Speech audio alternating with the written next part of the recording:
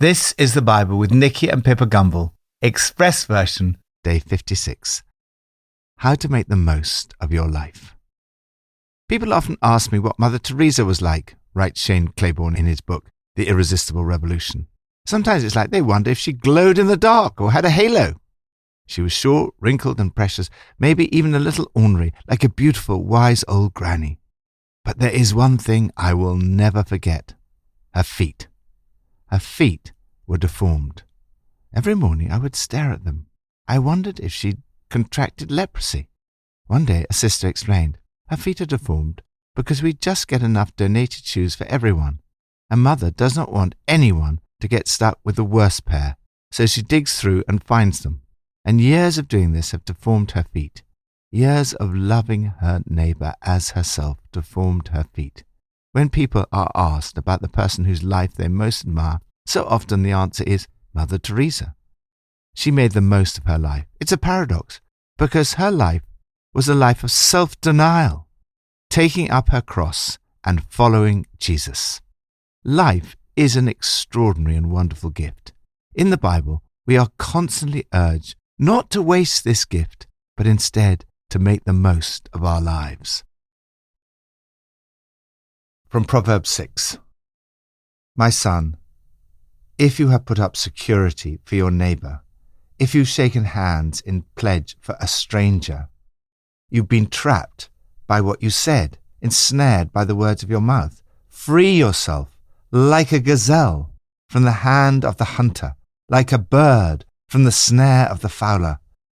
Go to the ant, you sluggard, consider its ways and be wise. It has no commander, no overseer or ruler, yet it stores its provisions in summer and gathers its food at harvest. How long will you lie there, you sluggard? When will you get up from your sleep? A little slumber, a little folding of the hands to rest, and poverty will come on you like a thief, and scarcity like an armed man. Master self-discipline. The book of Proverbs gives you practical wisdom on how to make the most of your life and how to avoid wasting it by falling into various traps. In the passage for today, we see two examples. First, master your finances. One of the areas of life that requires self-discipline is our finances. There are always plenty of financial traps and snares, such as unmanageable debt, unwise investment, and foolish pledges. The writer urges you that if you have got yourself into a financial muddle, you should do everything in your power to get out of it as soon as possible. Don't waste a minute. You have to humble yourself. You may have to plead your case. Do everything in your power to free yourself from these snares. If we don't get our finances sorted out, it can have a detrimental effect on our lives and on our families. Second, master your time. We can waste our lives through a lack of self-discipline. Without accountability, we can easily become lazy, and this can have disastrous consequences. We can learn self-leadership from the ant. Nobody tells it what to do. It has no commander, no overseer or ruler, yet it works extremely hard. It stores its provisions in summer and gathers its food at harvest. Of course, it's important to get enough sleep. Our bodies need rest, but we need to be careful not to waste our time in unproductive activity. Lord, give me wisdom in the handling of my finances and my time. New Testament from Mark 8 and 9.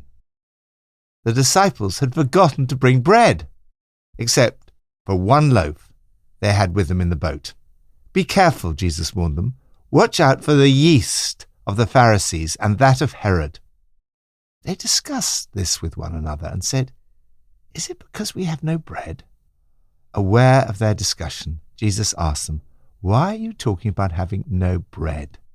Do you still not see or understand? Some people brought a blind man and begged Jesus to touch him. When he'd spat on the man's eyes and put his hands on him, Jesus asked, Do you see anything? He looked up and said, I see people. They look like trees walking around.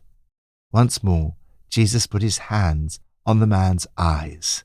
Then his eyes were opened, his sight was restored, and he saw everything clearly. He then began to teach them that the Son of Man must suffer many things and be rejected by the elders, the chief priests, and the teachers of the law, and that he must be killed, and after 3 days rise again. He spoke plainly about this, and Peter took him aside and began to rebuke him. But when Jesus turned and looked at his disciples, he rebuked Peter. "Get behind me, Satan," he said. "You do not have in mind the concerns of God, but merely human concerns." Then he called the crowd to him along with the disciples and said, "Whoever wants to be my disciple must deny themselves and take up their cross and follow me.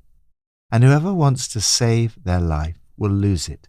But whoever loses their life for me and for the gospel will save it. What good is it for someone to gain the whole world, yet forfeit their soul?" Give your life away. Jesus warns his disciples against the yeast of the Pharisees and of Herod.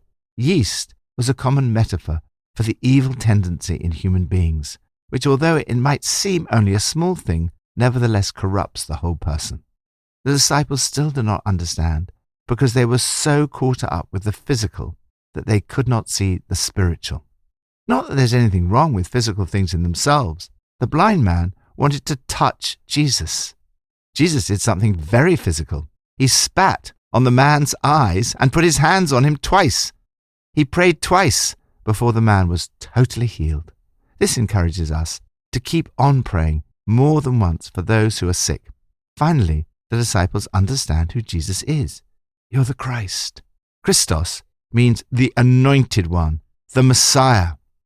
In the time of Jesus, the term was particularly associated with the expectation of a new Davidic king. In the Old Testament, however, kings, priests, and prophets were all anointed. Jesus is the fulfillment of them all. He is the king, the great high priest, the prophet. Yet this title, Messiah, was not adequate. Jesus preferred to use the title Son of Man. Son of Man was an even more majestic and therefore more suitable title. It contained the idea of suffering. The Son of Man was also a representative figure, identifying himself with human beings.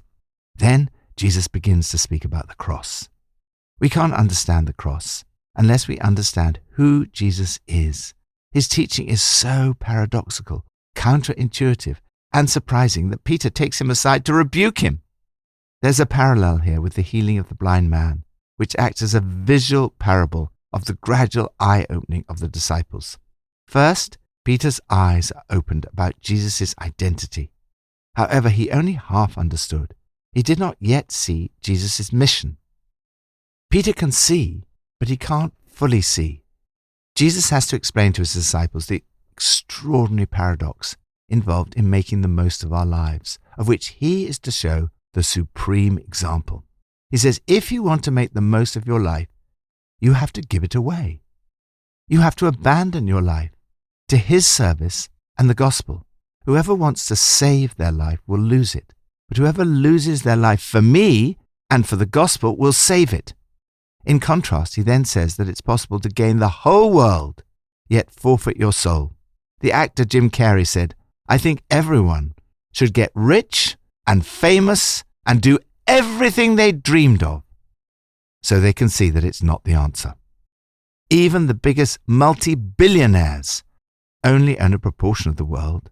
Jesus warns us that if we're tempted to set out in that direction, even if we top their success and gain the whole world, we could still totally waste our lives and forfeit our souls. He says the way to find life is to deny yourself. Take up your cross and follow him. The words deny yourself mean saying no to yourself. The Christian life involves the challenge of daily denial. The world thinks that the way to life is to deny yourself nothing. Jesus says that the opposite is true. The way to find life is to deny yourself, take up your cross and follow him. You are called to love. You are to live for God and for other people. And as you give yourself away, God will take care of your life. The teaching of Jesus is radical and revolutionary. It's exactly the opposite to what we'd expect. Yet we see how it works out in practice. Those who seek their own satisfaction end up disillusioned and dissatisfied, having wasted their lives. Those who follow Jesus' teaching find life in all its fullness. Lord, your words are so challenging. Help me each day to learn to deny myself in little things as well as big, and to take up my cross and follow you. Thank you that as I give my life to you, I find life in all its fullness. Old Testament from Exodus 37:38. Bezalel, son of Uri, the son of Hur, of the tribe of Judah, made everything the Lord commanded Moses. With him was Oholiab, son of Ahisamach, of the tribe of Dan, an engraver and designer, and an embroiderer in blue, purple, and scarlet yarn and fine linen. Serve God at work.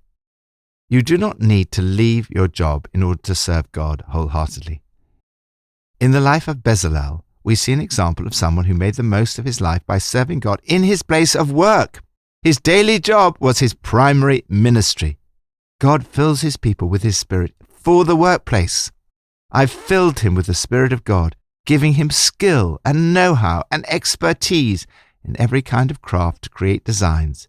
He's an all-round craftsman. Bezalel was a sculptor. He was chosen by God to build the tabernacle. He responded to God's call and made everything the Lord commanded Moses. He worked in a team which included a designer called Oholiab and accomplished great things for God. The key to his success was that he was a man filled with the Spirit of God. It's possible to be a talented musician, writer, or artist without being filled with the Spirit. But when the Spirit of God fills people for these tasks, their work often takes on a new dimension. It has a far greater spiritual impact. This can be true even where the natural ability of the musician or artist is not particularly outstanding. Hearts can be touched and lives changed. No doubt something like this happened with Bezalel. Lord, thank you for all those who serve you wholeheartedly with their artistic abilities in healthcare, education, business, retail, law, banking, and every other area of the workplace. May we all be filled with the Spirit of God, like Bezalel, and do everything you command us. Help me to make the most of my life.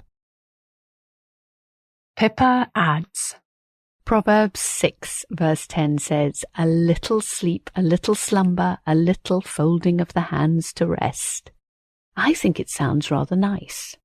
But then verse 11 comes as a nasty shock, and poverty will come upon you like a thief. I don't want to be caught napping, however tempting it is, and miss out on all that God has in store for me.